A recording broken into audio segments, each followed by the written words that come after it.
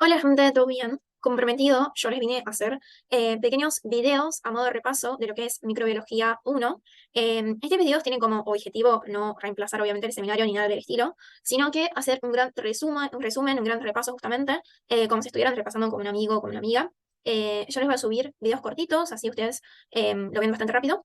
Así que nada, ojalá les sigan. Yo las diapos que estoy usando las disponibilizo por Instagram, así que en la descripción ustedes van a encontrar el link por donde acceder a las diapos, así les queda más fácil para estudiar también. Bueno, empecemos y no va a quedar muy largo. Empezamos por bacterias. El primer seminario es de generalidades y lo que tienen que saber a grandes rasgos de las bacterias es que son seres procariotas, o sea, si acordamos de las clases de biología, significa que no poseen núcleo, o sea que la región donde está su material genético no va a estar delimitada por una membrana, y justamente la región está en el citoplasma donde está disuelto el material genético, lo voy a llamar región fibrosa.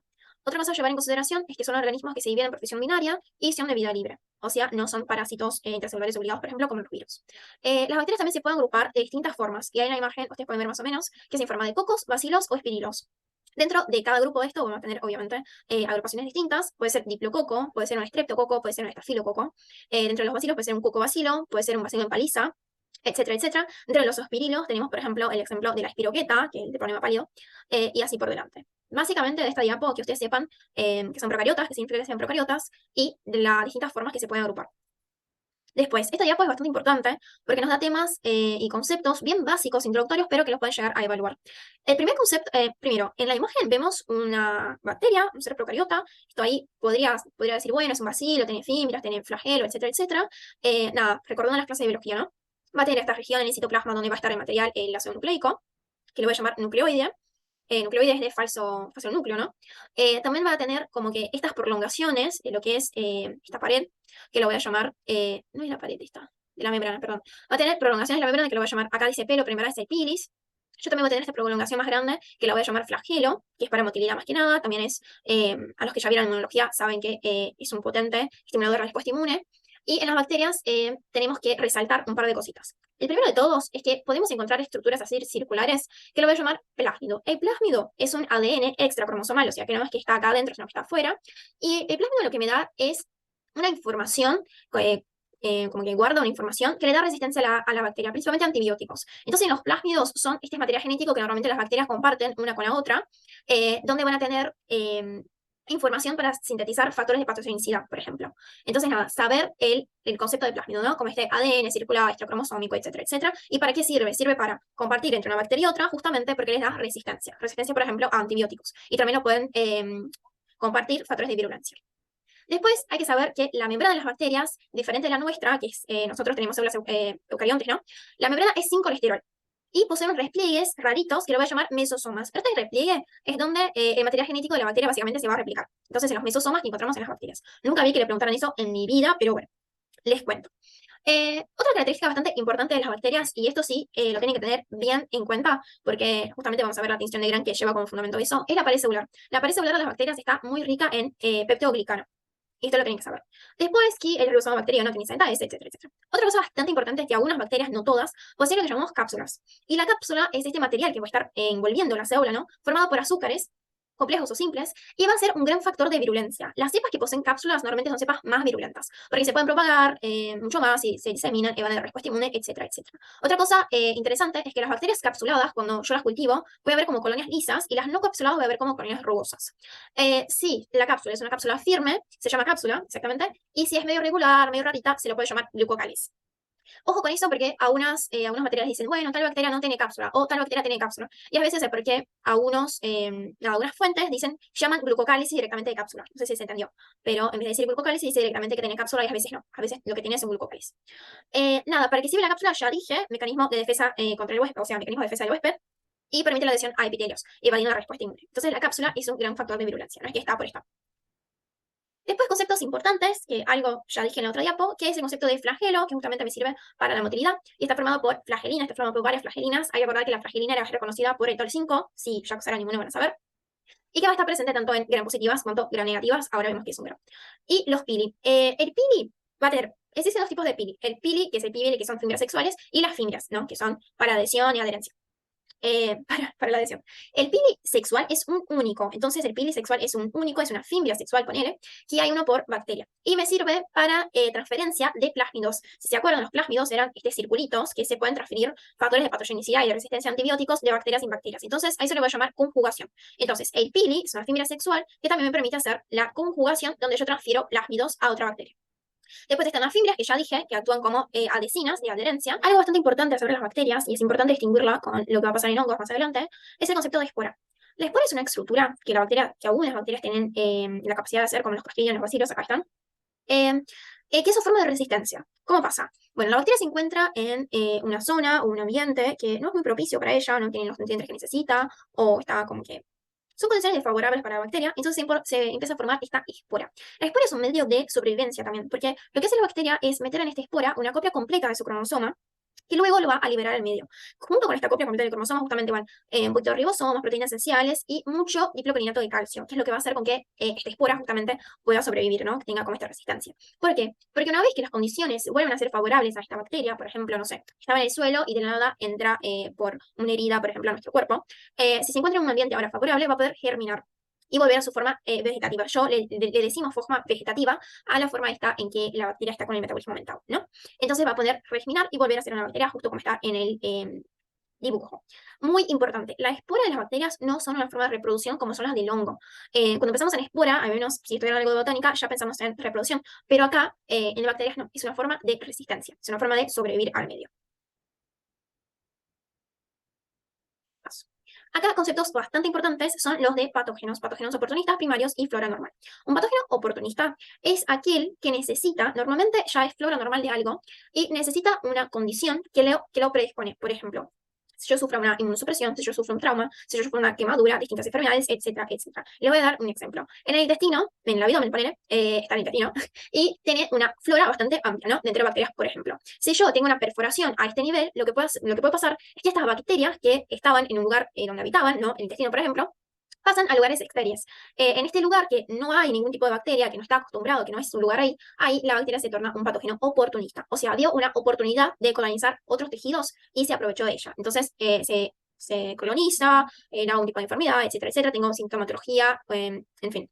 Después, un patógeno primario, ya es aquel patógeno que yo nunca voy a encontrar haciendo parte de la flora normal de un individuo sano y que luego que yo entre en contacto con él me causa la enfermedad. Entonces, esto es el patógeno primario.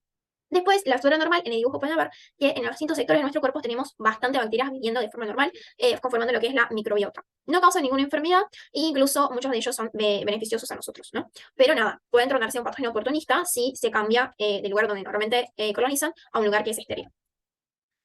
La clasificación. Las bacterias las clasificamos en gram positivas y gram negativas, según una coloración, que es la coloración de gram. Y las gram positivas van a ser aquellas que tienen una pared de peptidoglicano bastante gruesa y que agarran el primer colorante que yo pongo a la tinción, que normalmente es el cristal de violeta, o violeta, tiene otro nombre también, pero cristal de violeta es violeta básicamente, y lo van a agarrar y se van a teñir este color. Ejemplos de cocos gram positivos van a ser todo el género de Staphylococcus y todo el género de Streptococcus. Y ejemplos de bacilos gram positivos van a ser el Coniren Bacterium differiae, la Listeria, el bacilos y los Clostridium, todos los Clostridiums. Después, ejemplos de gram negativas van a ser cocos gram negativos, las Neiserias, y bacilos gram negativos, la familia de enterobacterias y las Pseudomonas aerospinosas, por ejemplo. Este cuadrito es bastante importante porque a veces te lo preguntan, ejemplos de cocos gram positivos, ejemplos de cocos gram negativos, etc. Y si los tienen más o menos a forma de foto en su cabeza, les va a servir bastante. Bueno, hablemos un poquito de pared celular. La pared celular de las bacterias les van a proteger, les van a dar forma, les van a proteger diferentes cambios osmóticos, etcétera, etcétera. Pero acá lo que nos importa es un poquito del fundamento de la tensión de Gram. Las paredes de las gram positivas, el que se tiñen con el primer colorante, es que tiene una pared, una capa muy gruesa de peptidoglicano, que está formada por mureína, bastante mureína. Y las gram positivas, justamente por esta pared gruesa de peptidoglicano, se acaban teniendo con el primer colorante, que es el violeta. Además, solo en las gram positivas yo voy a encontrar dos tipos de ácido, que es el ácido teitoico y el ácido lipoteitoico, que tienen funciones distintas, pero solo lo encuentro en las gram positivas. Y estos dos se unen a la fibronectina, que es el tejido conectivo de los animales. Entonces, las gram positivas tienen este factor de adherencia, ¿no? Después, en las gram negativas, lo que yo tengo que saber sí o sí es que va a tener una delgadísima capa de peptidoglicano y va a tener dos membranas, una membrana externa y una membrana interna. La membrana externa es exclusiva de las gram negativas y va a tener algo bastante importante que es el LPS, que es el lipopolisacárido. Este lipopolisacárido que está presente en la membrana externa va a tener actividad endotóxica. Ya lo hablamos al respecto. Ya volvemos a él. Después de la membrana externa de la gram negativa, tengo la delgada capa de peptidoglicano y tengo un espacio periplasmático. En las gram positivas este espacio es virtual, pero en las gram negativas es un espacio real con agua, enzimas y peptidoglicanos. Tiene una consistencia de gel. Después de este espacio, recién viene la membrana interna. Hablando, esto es muy importante, saber que en las gram negativas yo tengo esta membrana externa, ¿no? Y justamente por eso, cuando yo hago la coloración de gram y hago todos los pasos, etcétera, esta membrana externa acaba degradándose, barriéndose durante el preparado, y por eso la tinción de violeta se pierde y se dice que es una gram negativa. Muy importante de las gram negativas es saber que tiene LPS. LPS o LOS, que son lo mismo, pero tiene una sola característica distinta que ahora lo explicamos. El LPS, que es el lipopolisacárido, va a estar en la membrana externa, ya hablamos, y va a tener actividad de endotoxina. Eso significa que es una toxina que está presente en la bacteria, no es que lo libera al medio. Va a estar formado por tres partes. El lípido A, que le da viabilidad a la bacteria, y es la parte endotóxica. El core, que es la parte del medio, que le da viabilidad y anclaje. Y el antígeno somático O, que es un gran estimulador de la respuesta inmune y también me permite diferenciar los distintos serotipos de las bacterias. Este antígeno somático O está presente en el EPS, pero está ausente en lo que es el lipooligosacárido, por eso se llama LOS. Acá en el lipooligosacárido yo solo tengo el lípido A y el core. No hay mucho, no es muy complicado, no hay mucho que decir. Algunas bacterias van a tener LPS y otras van a tener LOS y punto. Y si les preguntan, bueno, del lipopolisacárido, pues la parte endotóxica va a ser el lípido A. Bueno, ¿qué hay que saber del metabolismo de las bacterias? Primero que yo voy a dividir bacterias en aerobias y anaerobias. Las bacterias aerobias, por ejemplo, las aerobias extritas, dicen respecto a que estas bacterias solo pueden crecer en presencia de oxígeno. Luego va a tener un metabolismo oxidativo, donde va a usar estos oxígenos. Después, las bacterias anaerobias significa que crecen en ausencia de oxígeno, en este caso las extritas, y van a tener un metabolismo fermentativo. Si me dicen que la bacteria es anaerobia facultativa, puede ser que crezca o no en presencia de oxígeno, entonces va a tener un metabolismo o oxidativo o fermentativo, dependiendo del ambiente donde esté. Ya los microaerófilos son los que crecen, pueden crecer en presiones de oxígeno bastante bajas, entonces necesitan pocas cantidades de oxígeno, y normalmente van a tener un metabolismo fermentativo, pero puede llegar que hagan oxidación. Los microaerófilos lo que no van a tener es catalasa, pero sí pueden llegar a tener superóxido de dismutasa. Ahora, bueno, ¿qué es la catalasa y qué es la superóxido de dismutasa y por qué me es importante? Bueno, cuando vos estás lidiando con el oxígeno, los compuestos de las reacciones que el oxígeno forma pueden llegar a ser tóxicos. Entonces, las bacterias que tienen un metabolismo oxidativo necesitan de enzimas que me degradan este metabolismo, estos componentes tóxicos derivados del oxígeno, ¿no? Entonces, por ejemplo, si yo pienso en una anaerobia extrita que va a morir en presencia de oxígeno, es porque justamente no tiene estas enzimas, entonces el oxígeno es tóxico para ella. Ya las aerobias, que crecen justamente en presencia de oxígeno, van a tener dos enzimas muy importantes que van a ser la superóxido dismutasa y la catalasa. ¿Qué hacen estas enzimas? Justamente protegen estas bacterias de las especies reactivas del oxígeno generadas por este metabolismo oxidativo. Muy importante, muy clave saber qué hace el superóxido de dismutasa y qué hace la catalasa. Van a ver que muchas bacterias son catalasa positivo, superóxido de dismutasa positivo, etc. Tienen pruebas que comprueban eso, por ejemplo. Hablando de expresión génica. Las bacterias poseen uno solo cromosoma y ausencia de intrones. Intrones eran estas partes, ¿viste?, de nuestro ADN que teníamos los exones y los intrones. Bueno, acá no tengo intrones. Después yo voy a tener algo muy importante en el cromosoma que van a ser las islas de patogenicidad. Estas islas lo que hacen, lo que son genes que codifican para factores de virulencia. Los factores de virulencia va a ser todo aquello que la bacteria posee para dañar el individuo, para evadir la respuesta inmune, etcétera, etcétera. Entonces, en las islas de patogenicidad va a ser esta parte del cromosoma que codifican para estos factores. Yo también puedo tener islas de patogenicidad en lo que son los plásmidos, que acuérdense que eran ADN extracromosómico, ¿no? Otra cosa a tener en consideración es que como yo no tengo un núcleo delimitado por una membrana, la transcripción y la traducción van a ser simultáneas, o sea, va a ocurrir al mismo tiempo en el citoplasma. Va a poseer elementos móviles, como los plásmidos y los transposones. Los transposones son ADN extracromosómicos que quedan ahí dando vueltas por el citoplasma y mutándose. Los transposones también pueden ser pasados a través de conjugación a otra bacteria. También es una forma de ADN. Después, yo tengo una regulación que es bastante interesante, que se llama chorosensing, que es cuando un conjunto de células independientes, bajo algún tipo de señal extracelular, empiezan a actuar en conjunto. O sea, llegan a un quórum, que se llama quórum, que es cuando hay un umbral de señales, que lo que hacen es alterar genéticamente estas bacterias y ellas empiezan a actuar en forma de no es sociedad la palabra, como que en forma de población, ¿no? Empieza a tener acciones poblacionales coordinadas, ahí es la diapo. Entonces el chorosensing es justamente cuando agarro yo bacterias independientes y que empiezan a actuar en conjunto. Yo voy a tener eso principalmente en la formación de biofilms, por ejemplo, que más adelante vamos a ver, en que una bacteria necesita comunicarse con la otra, etcétera, para que todas estén más o menos en el mismo lugar, ¿no? Que sepan más o menos qué está pasando en el medio ambiente. Bueno, vamos con mecanismo de transferencia horizontal. Esto es muy importante, bastante tomado. Presten bastante atención. También no es muy difícil, es cuestión de saber qué significa cada uno. Son tres. Va a tener la transformación, la conjugación y la transducción. El mecanismo de transferencia es cuando una bacteria logra enviar alguna información, informa obviamente de ADN, a otra bacteria. La primera forma de transmisión va a ser la transformación. La transformación te dan siempre el ejemplo clave de que en un ratón le pone una bacteria X que no tiene cápsula y que no genera enfermedad. Y después le pone otra bacteria que tiene cápsula y que el ratón muere. Después le inoculan al ratón las bacterias capsuladas que eran las que provocaban la enfermedad pero muertas y las bacterias no capsuladas que no provocaban enfermedad vivas. Lo inoculan al ratón y el ratón muere. O sea, ¿qué pasó? Siempre te dan este mismo ejemplo y es un ejemplo de transformación. Es cuando una bacteria es capaz de captar el ADN libre de otra bacteria y unirse a su mismo ADN. O sea, capta un ADN extracelular y une a su ADN, ganando así algún tipo de beneficio. Por ejemplo, en el ejemplo este que les di, puede ser que esta bacteria muerta haya dejado fragmentos de su ADN que es incorporado por la otra bacteria y que ahí gane algún tipo de factor de virulencia, resistencia a algún antibiótico que haga con esta bacteria sea más virulenta o pueda sobrevivir un poquito más. Entonces, esta es la transformación. Es la incorporación de un ADN extracelular a la bacteria, que incorpora al suyo, ¿no? La conjugación. La conjugación ya es el que uso, por ejemplo, los pilisexuales, porque es la adquisición, pérdida o intercambio de plásmidos o transporzones, como yo había dicho antes. Lo que pasa acá es que la bacteria va a donar o a repartir un plásmido, un transporzón en la mitad para otra bacteria que lo va a disolver y formar un plásmido completito después. Y ahí sí gana un tipo de o factor de virulencia o resistencia, etc. Pero la conjugación no es que el ADN está libre en el extracelular y yo lo capto como en transformación, sino que la conjugación es directamente entre una bacteria y otra por medio del pilisexual. El pilisexual es como si fuera una especie de tubito que pasa entre una bacteria y otra, bueno, y ahí por dentro pasa el plásmido. La transducción, que es el último mecanismo de transferencia horizontal, va a ser la transferencia por medio de bacteriófagos o fagos. Los bacteriófagos, si lembramos las clases de biología, son virus que infectan bacterias. Estos bacteriófagos me van a servir como vectores. ¿Qué pasa? Cuando ellos infectan una bacteria y empiezan a replicarse dentro de esta bacteria, puede ser que incorporen en algún momento el ADN de esta bacteria al suyo, ¿no? Y una vez que este virus salga de esta bacteria que infectó la primera bacteria, puede llegar a, infectando otra bacteria, una bacteria secundaria, a pasar este ADN del primer huésped al segundo huésped y así llegar a transmitir un ADN entre una bacteria y otra. Entonces, la transducción, básicamente, haciéndolas simples, es cuando un bacteriófago me es un vector entre una bacteria y otra. Sí, en la transformación, la bacteria agarra directamente del extracelular. La conjugación, yo tengo un pili. La transducción, yo tengo un vector que es el bacteriófago. Bueno, importante. Los postulados de Koch. Koch. No sé si es Koch o Koch. Koch. Voy a decir Koch. Van a ser 4. Bastante importante también. Creo que está en algún teórico, no sé, pero siempre lo preguntan. El primer postulado de Koch, aquí los microorganismos deben estar presentes en todos los individuos con la misma enfermedad. Entonces, por ejemplo, yo sospecho que un microorganismo X es el causador de una X enfermedad, ¿no? Por ejemplo, no sé, vienen 10 personas con fiebre y yo creo que X microorganismo es el que provoca esta fiebre. Entonces, si yo agarro una muestra de mis pacientes, todos tienen que tener el mismo microorganismo. 2. El microorganismo puede ser recuperado del individuo enfermo y aislado en un medio de cultivo puro.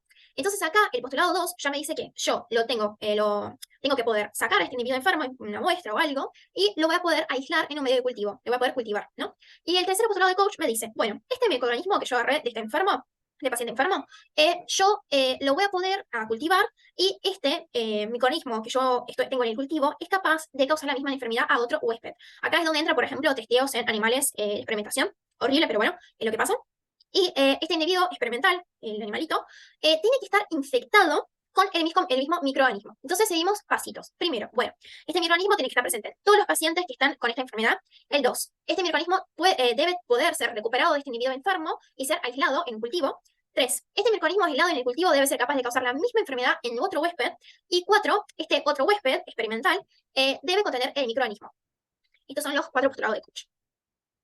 Bueno, seguimos con biofilm. Con biofilm yo ya les había dicho algo de Conocen al principio, pero biofilm es un tema bastante importante porque lo que vemos en biofilm es que las bacterias logran adherirse a superficies inertes, por ejemplo, como son objetos ahí que usamos, que se usan en el hospital, catéteres, ¿cómo es? Ay, no sé, de ventilación artificial, ¿viste? Me sale mecanismos, pero no es. Bueno, los aparatos de respiración artificial, ahí va, de ventilación artificial, etcétera, etcétera. Entonces los biofilms son capaces de adherirse a objetos inertes, esto es fuertísimo. Y también puede ser biofilms, por ejemplo, en las placas dentarias. Bueno, pero ¿qué es? De muchas vueltas. Es básicamente la adherencia de una comunidad de microorganismos en una superficie. Eh, Inerte o viva. Inerte, como ya dije, puede ser un catéter, o viva, puede ser un tejido vivo del ser humano. ¿Cómo se da el biofilm? El primero, yo tengo una adherencia inicial reversible, o sea, una adherencia lábil, frágil, ponele. Después yo tengo una adherencia irreversible porque ya me empecé a formar una monocapa celular de bacterias. Estas bacterias van formando microcolonias y de estas microcolonias van diferenciando a un biofilm maduro con una formación de matriz polisacárida. Cuando empiezo a formar la matriz polisacárida, mis células empiezan a comunicarse, las bacterias empiezan a comunicarse por medio del codón sensing, que ya habíamos explicado en la otra diapo, ¿no? Que células independientes, base estímulo de señales, empiezan a actuar como sociedades. La última fase del biofilm es que algunas bacterias se desprenden de esta colonia y pueden seguir formando comunidades o biofilms en otros lados, ¿no? Así que, ojo con eso. Biofilms también lo pregunta bastante. Vamos a ver que algunas bacterias son capaces de hacer ROX y son básicamente bacterias que son de gran importancia en el medio intrahospitalario, justamente por eso que yo les dije de la conectación de catéteres y de dispositivos así. Bueno, acá entramos en un tema que no está dentro de la diapo de lo que es la clase de generalidades, pero me pareció bastante importante venir a aclarárselos, porque sirve para entender muchas cosas, que son las exotoxinas. Las exotoxinas son estas toxinas, como el mismo nombre ya dice, que se secretan en el exterior, y yo las separé acá por dos tipos. Hay más. Sí, por tres tipos. Las de tipo 1 son las que se unen a receptores y desde la superficie celular alteran la señalización intracelular. Ejemplo, los superantígenos. Los superantígenos lo vamos a ver, por ejemplo, en estafilococcus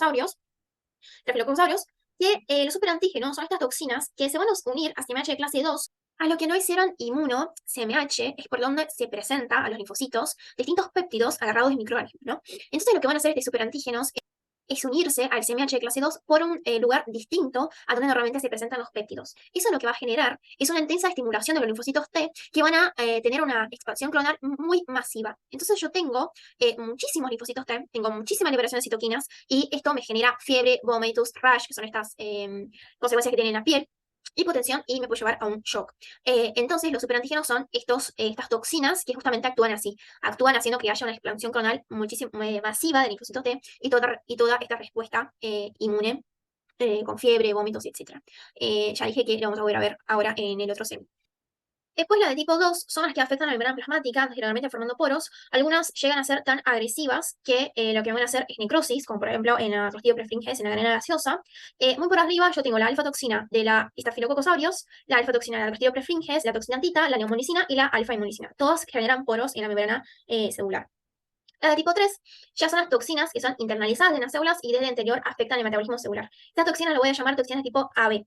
A va a ser la parte que va a ser la función específica. A es de action, ¿no? Y después el dominio B va a ser el que tiene función de reconocimiento, entonces va a ser el que se va a unir al receptor celular. Entonces siempre que hablamos de toxina tipo A y B, A es la función que va a hacer y B dice respecto a qué receptor se va a unir, ¿no? Dentro de estas toxinas tenemos la toxina colérica, que causa la cólera, donde el B se une al receptor en el gangliósido del enterocito y penetra la célula. Lo que va a hacer es aumentar el cíclico, tengo una hipersección de electrolitos, el electrolito arrastra agua y yo tengo una diarrea acuosa.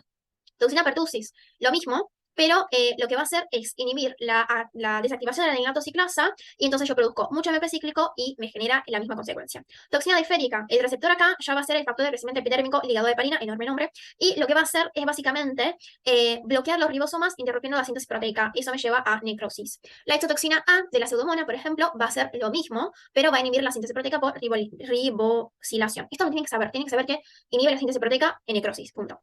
Toxina Giga. La toxina Giga lo que hace es que vuelve el ribosoma no funcional. De nuevo, tengo inhibición de la síntesis proteica. Después, importante, las neurotoxinas. Yo tengo dos principales, la tetánica y la botulínica. La tetánica me va a causar una parálisis espasmática o rígida, que es donde yo lo que hago es inhibir al inhibidor. Yo tengo que la contracción de los movimientos están finamente regulados y yo inhibo a las células que secretan neurotransmisores inhibitores, entonces yo tengo una contracción constante, por eso se le dice parálisis rígida. Después la toxina botulínica, lo que pasa es que se degradan las sinaptobrevinas, que son encargadas de inmovilizar las vesículas con acetilcolina, y yo ahí tengo un bloqueo colinérgico porque no soy capaz de liberar acetilcolina al medio, y tengo una parálisis flácida, con un fallo parasimpático, ¿no? De nuevo, todas estas toxinas, cuando se habla de cada bacteria, se ve un poquito más en detalle. Bueno, fin, hasta acá llegó lo que yo tenía de generalidades de bacterias. Yo ahora voy a subir el seminario 2 de estafilo y strepto. Espero que les haya servido, espero que les haya gustado. De nuevo, las diapos lo tienen en mi Instagram, van a poder acceder al link y también voy a dejar acá en la descripción. Bueno, nada, nos vemos en la próxima. Chao.